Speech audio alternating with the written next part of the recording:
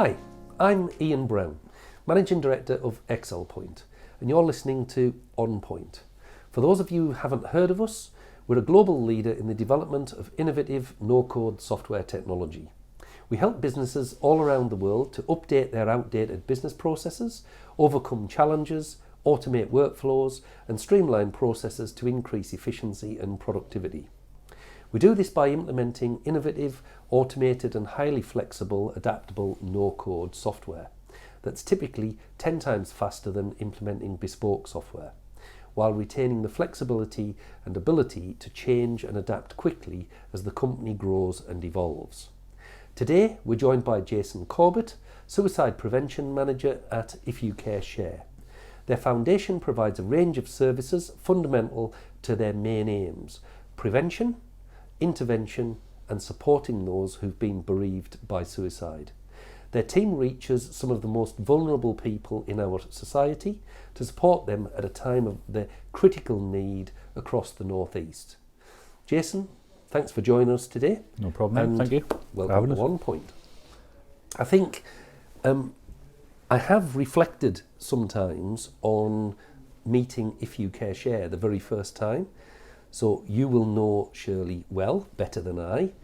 But I sat in a meeting room, I can remember it well, 3 office blocks ago, and her son, and conducted a meeting in tears, which for me was extremely unusual, moving, and brought very, very close just how society does not cater for certain eventualities that may befall us, whether it's, poverty or whatever can befall a human being as they go through their journey.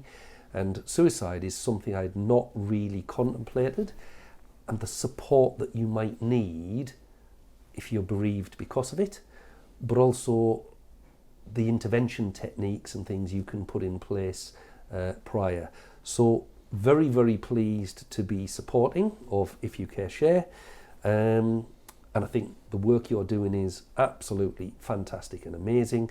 And as I said before we started, it's just disappointing to see that you're having to grow so much, because I think we'd both like to see that shrinking, not growing. Yeah, I think it's unfortunate, but I think the reality is, Ian, is the need is always going to be there, because fundamentally, and again, with some regret, it's part of the human condition sometimes, and I think modern living sort of speeds that up. And I think sometimes we're all susceptible to those sort of thoughts and fears. So, I think it was Churchill who said, when the black dogs come barking, then sometimes you don't expect it. And I think ultimately the service we provide accommodates for those needs and the speed of access you have to our service. Funny you mentioned Shirley. I mean, the first time I met Shirley, she was delivering a stock course, and I met her. I don't know how that happened, but I ended up buying her and everybody who was doing the presentation a chai latte, which at great expense to myself. So I've never gotten over that, and I certainly haven't been recompensed from Shirley. So, but I think the power of Shirley in the organisation, although born out of tragedy, and I've said this quite recently, it is born out of tragedy, but I think sometimes we have to then look at it and where it's come from then and what it does. So vital work, I would say. Yep, and we support a number of charities, and the smaller charities, we support a few big ones, but we also support more often smaller charities, and it's almost always started by an individual who suffered some sort of tragedy. There hasn't been a great deal of support, and they've thought, I'm going to do something about this. Mm-hmm. So it's a common story, unfortunately. Yes. And you touched on something there that's interesting. So I think it's very easy in society to sit back and think, well, that's somebody else. That'll never happen to me. Mm-hmm. I've got this wonderful life and everything's going along hunky-dory.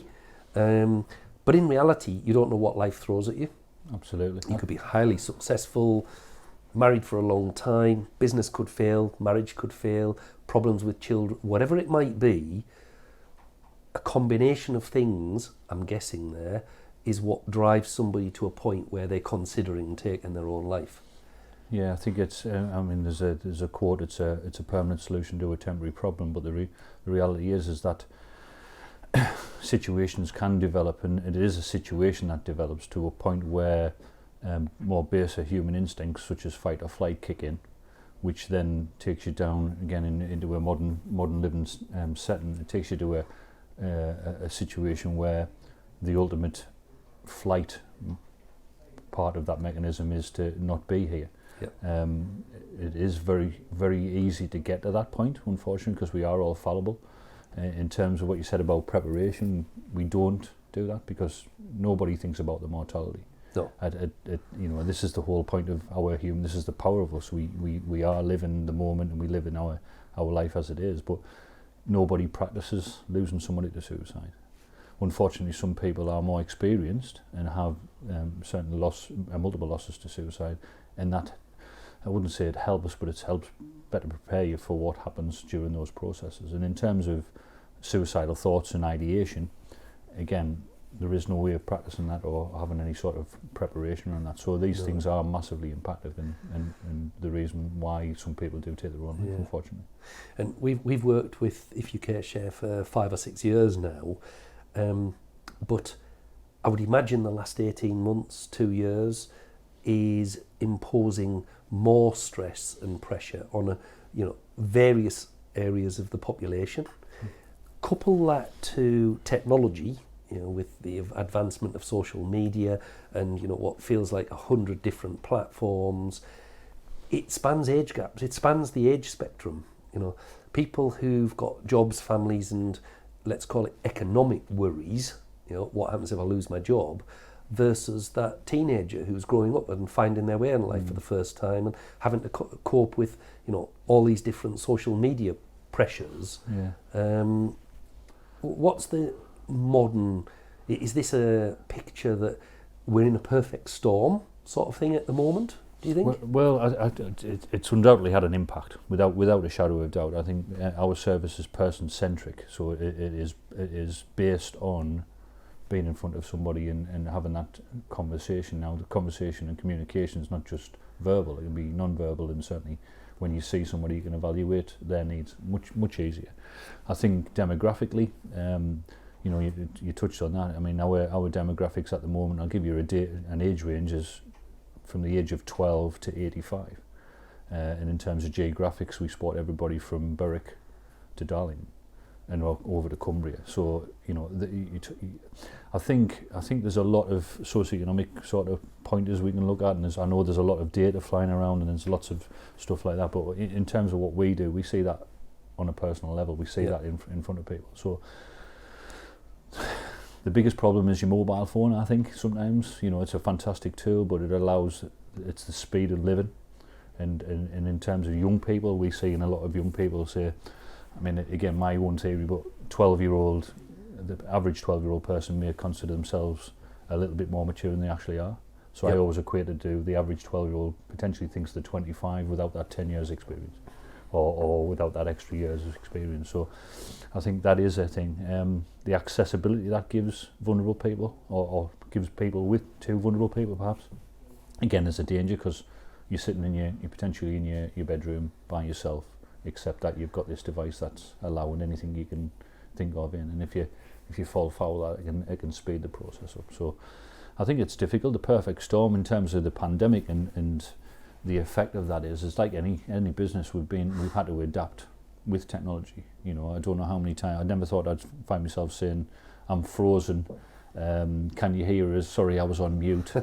All these like modern sayings that everybody's absolutely au fait with now. So, but that's been, I suppose that's part and parcel of everybody. We've had to adapt to it. I think systematically and with the system that obviously helps, and certainly the system you provide. So I don't know. I think disproportionately the North East has a higher rate of suicide countrywide. We've seen an increase of over 300%. Without giving you specific accurate data, but the need is always there.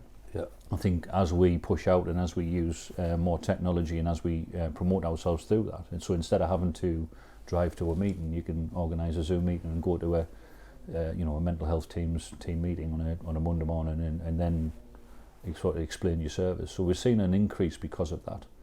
the need is undoubtedly there. Our access to people who now know we're there has been increased by that use of technology. So we see that increase. But I think you're right. I think people take their liberty for granted, as you would, and I think some people, more ironically, some of the people we were supporting prior to this situation were sort of used to that self-isolation and that shielding because of anxiety or because of depression or suicidal ideation.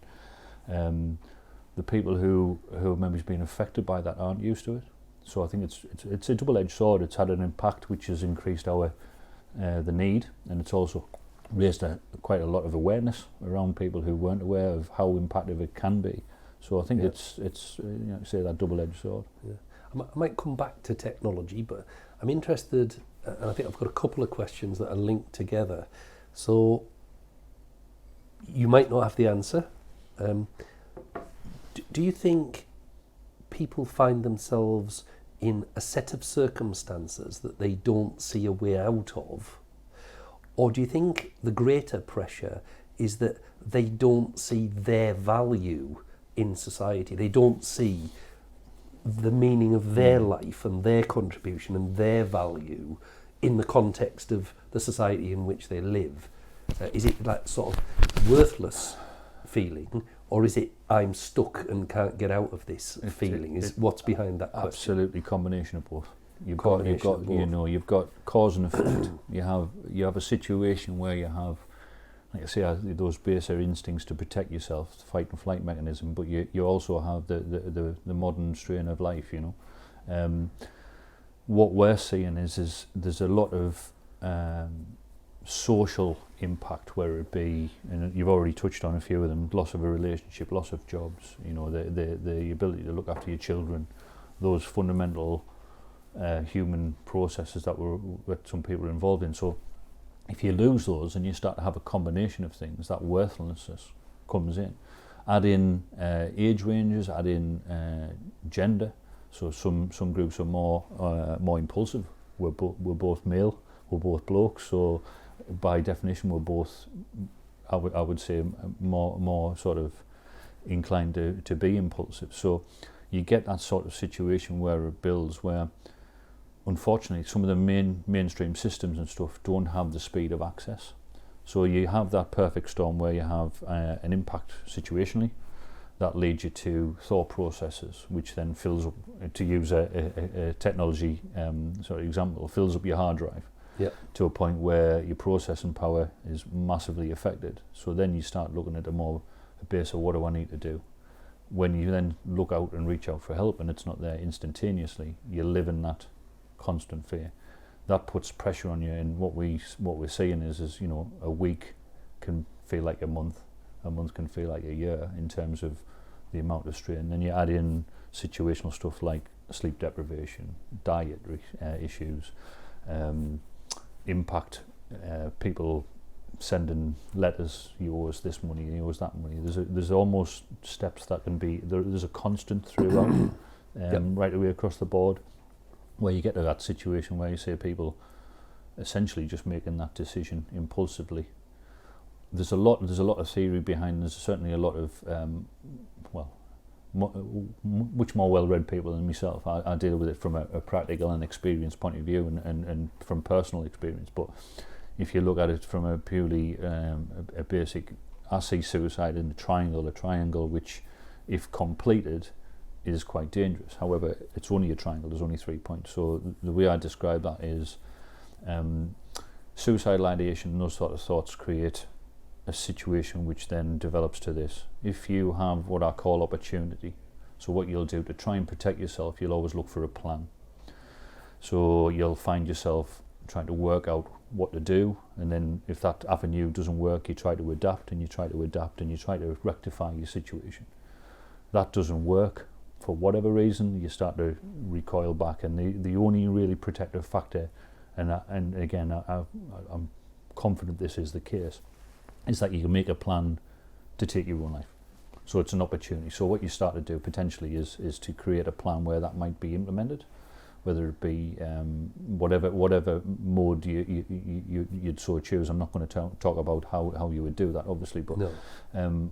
that gives comfort, bizarrely. That'll give somebody a little bit, because it's control that you're regaining, having lost that control. And I can get that. Absolutely. So that's the first point of the triangle. So we tend to look at that as a more practical thing. The two other points is, it's a lack of social empathy for others. So what you'll do is you'll have internalised conversations and say, well, you know, if I take my own life, that person won't miss us, or my insurance will cover that, so my wife will be better off, or, you know, the house will be paid. And you start to rationalise in this strange way.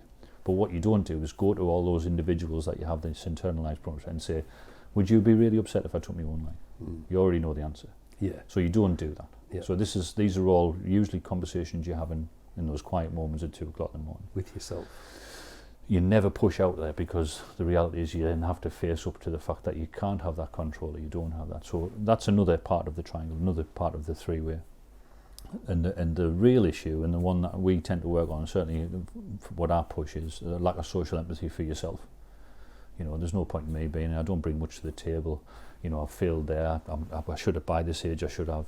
And you convince yourself. Now that's an easier sell, because you have nobody to ratify your decision making or anything with, because you're by yourself. So we work on that. We work on that self-worth, like you work on you give control back in terms of practical situations, money.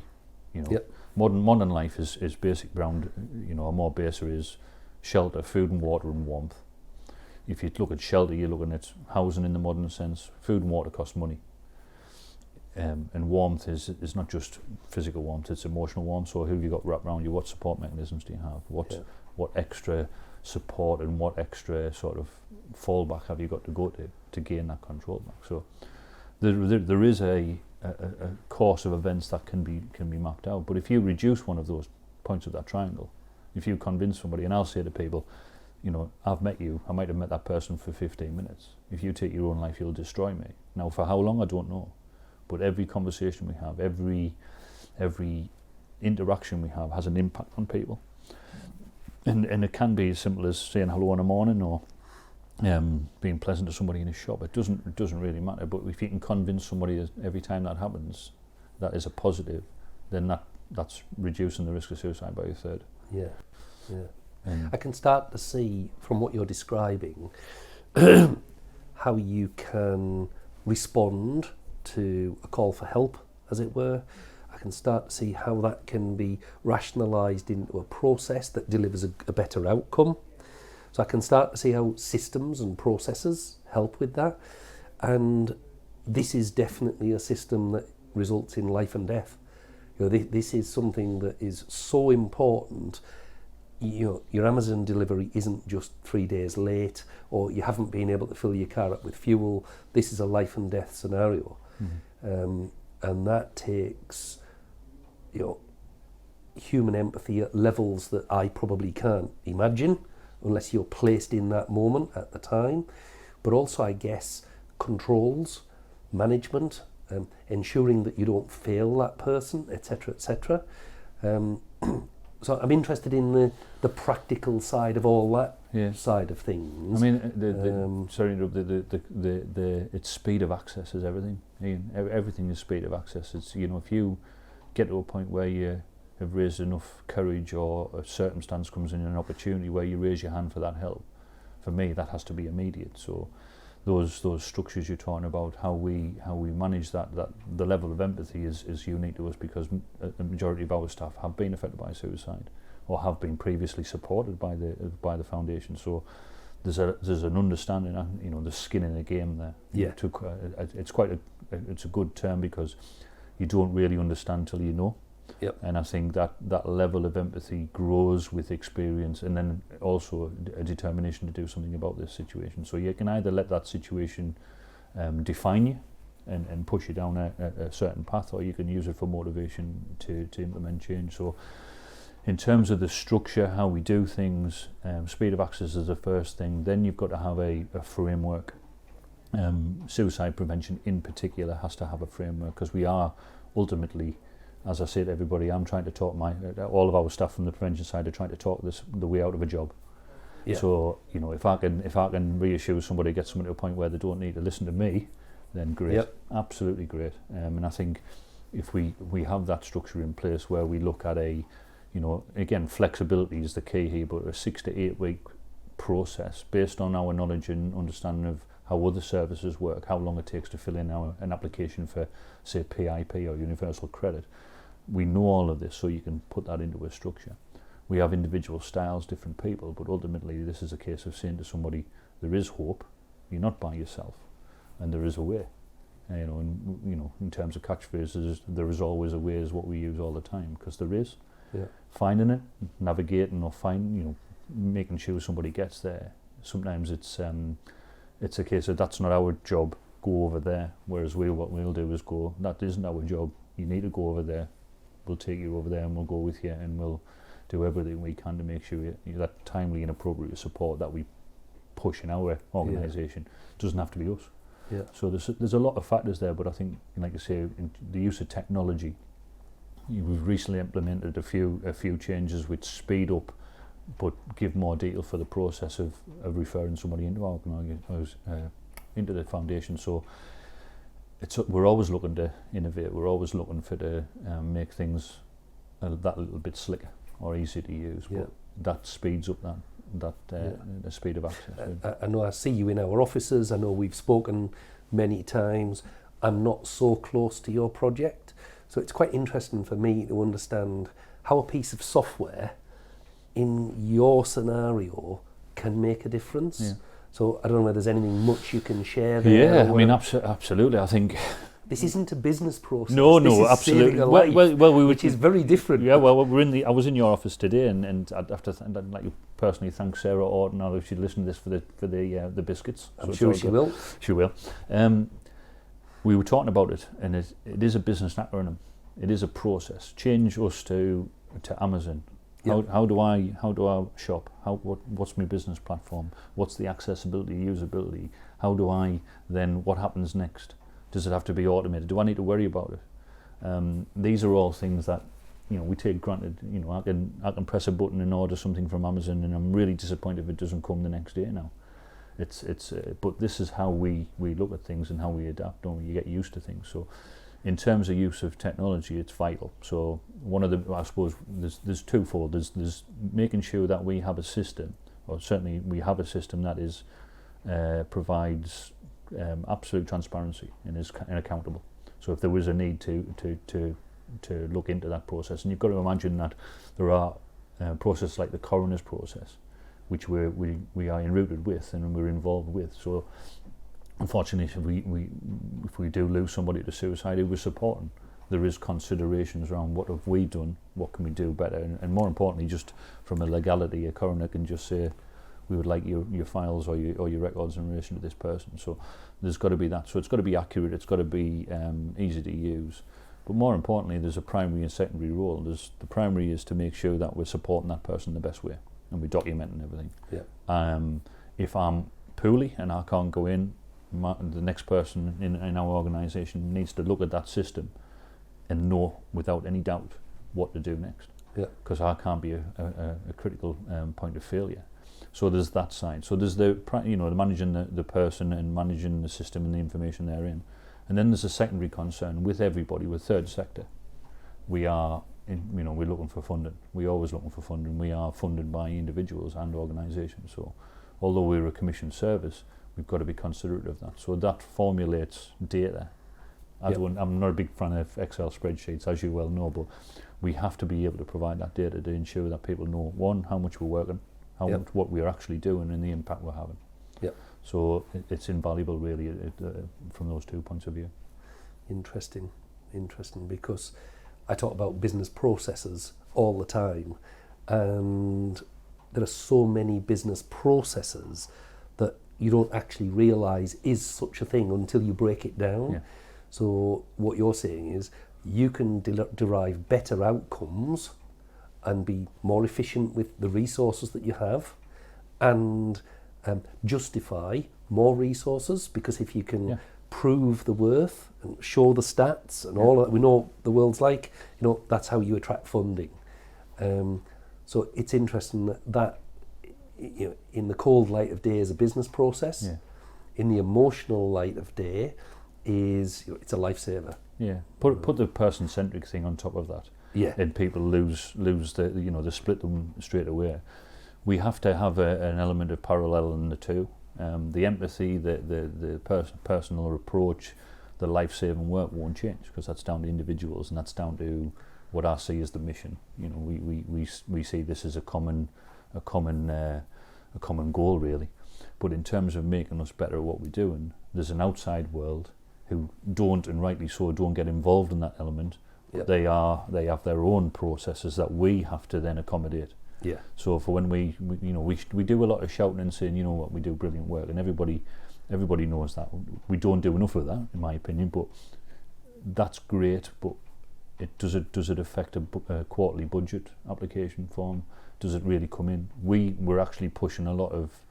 We do case studies, so we'll anonymise a person's details and then provide the situation and how it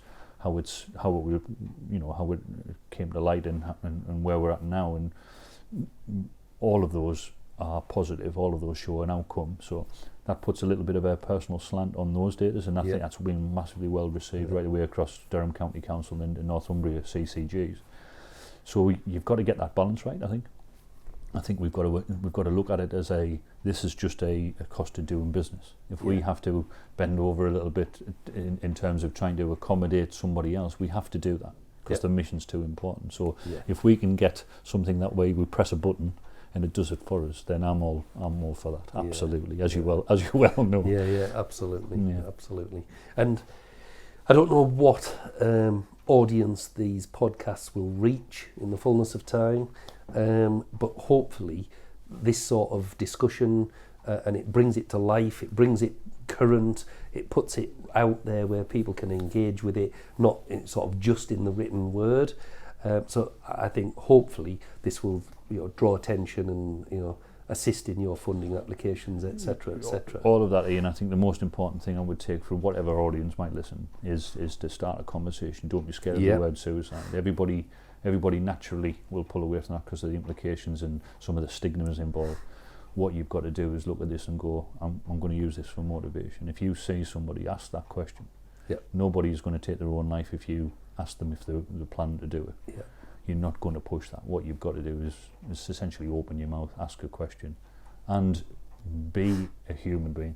Yeah. And start that process straight away. Yeah. That is so important to end on. I think anybody listening who are having those thoughts, they're in a bad place, speak to If You Care Share, find them online, make some inquiries, raise that hand, ask for support, whether it's to your best friend who then helps you make contact, ask for that help, ask for that support, and you'll find that you probably contribute much more to this world than you realise. Absolutely. And the opposite is true.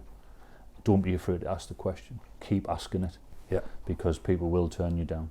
Yeah. Keep asking it. You have a dogmatic approach to it, and at the end of the day, they might tell you to bugger off. Yeah. We're happy with that. Yeah. We're happy with that. We've got to make sure that if somebody rejects you initially, it doesn't mean that they don't need the help. So try and have that, like I say, that dogmatic approach. Really. Understand. Jason, thanks for coming in. No problem at all. Thanks for raising a massively important subject, and let's see where we can get the audience to listen to this, and hopefully it does some good somewhere in the world. Absolutely. Thank you. Absolutely.